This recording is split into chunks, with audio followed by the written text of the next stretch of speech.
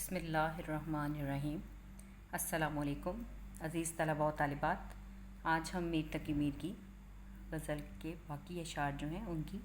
تشریح پڑھیں گے۔ پہلے 4 اشعار جو ہیں وہ ہم نے پچھلے لیکچر میں کیے، آج ہم اسی غزل کا 5واں شعر پڑھیں گے۔ میں جو بولا کہا کہ یہ آواز اسی خانہ خراب کی سی ہے۔ خانہ خراب بری حالت والا، خراب حالت والا، جیسے عاشق جو ہیں وہ محبوب کی عشق میں جب گرفتار ہوتے ہیں تو وہاں سے جو ہے وہ ان کو اس طرح سے پذیرائی حاصل نہیں ہوتی جس کی وہ تگ و دو کرتے ہیں، خواہش رکھتے ہیں، دل میں آرزو رکھتے ہیں۔ تو جب اس قسم کی کیفیت ہوتی ہے تو پھر شاعر جو ہے وہ بار بار اس کے، جیسے ہم نے چوتھے شعر میں پڑھا کہ بار بار اپنے محبوب کے در پہ جاتا ہے، لیکن محبوب کی طرف سے اس کو جو ہے وہ کسی قسم کی کوئی پذیرائی نہیں ملتی، بلکہ اس کی آواز سن کے محبوب کہتا ہے کہ یہ آواز تو وہی ہے،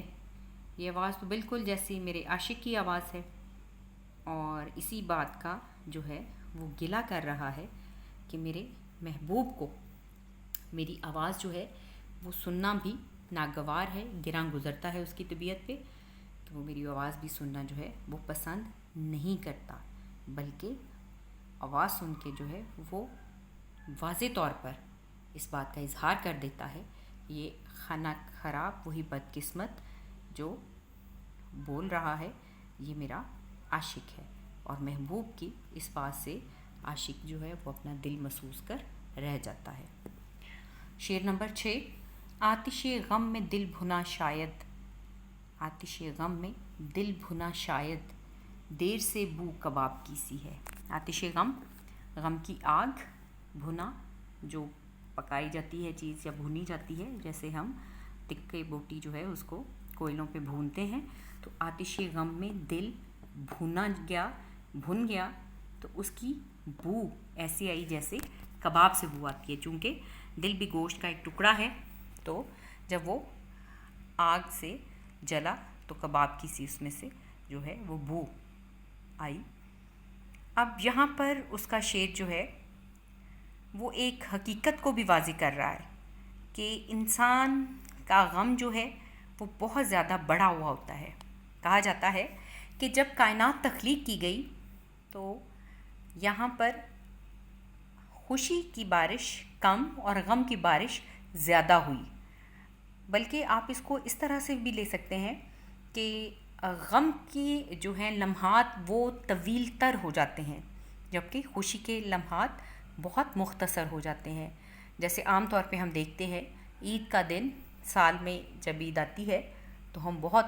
جوش و خروش سے، بہت بےتابی سے اس کا انتظار کرتے ہیں، لیکن وہ خوشی کا دن ہوتا ہے بڑی جلدی گزر جاتا ہے۔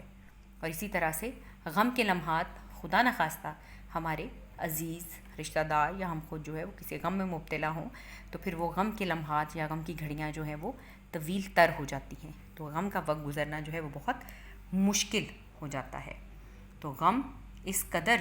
شاعر یا عاشق کے دل پہ جو ہے اس نے اپنا اثر قائم کیا کہ اس سے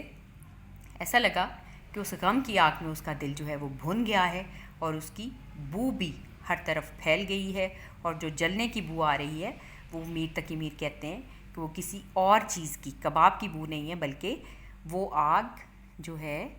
اس سے میرے دل کو جس نے جلا ڈالا، بھون ڈالا، دراصل وہ میرے دل کی بو ہے جو آپ کو یہاں پر آ رہی ہے۔ اس کے بعد جی آخری شعر ہے۔ میر ان نیم باز آنکھوں میں ساری مستی شراب کی سی ہے۔ یہ شعر جو ہے غزل کا مقطع ہے۔ غزل کا مقطع غزل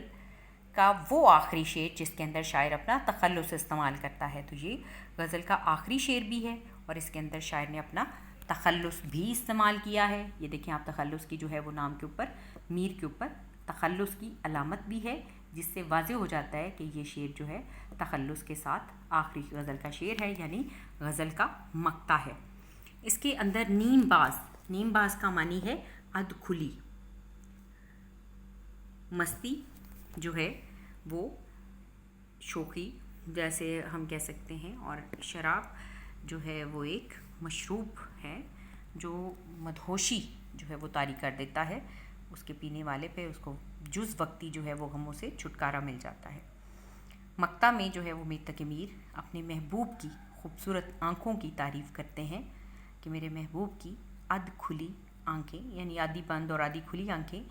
जो हैं उनसे मुझ पे ऐसे नशा तारी होता है जैसे किसी शराब पीने वाले पर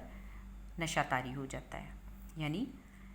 जो शराबी को शराब पी कर नशा मिलता है उसके वही तासुर जो है वो मुझे मेरे महबूब की आँखों को देखकर मिल रहा है। जैसे फराज का भी एक शेर है,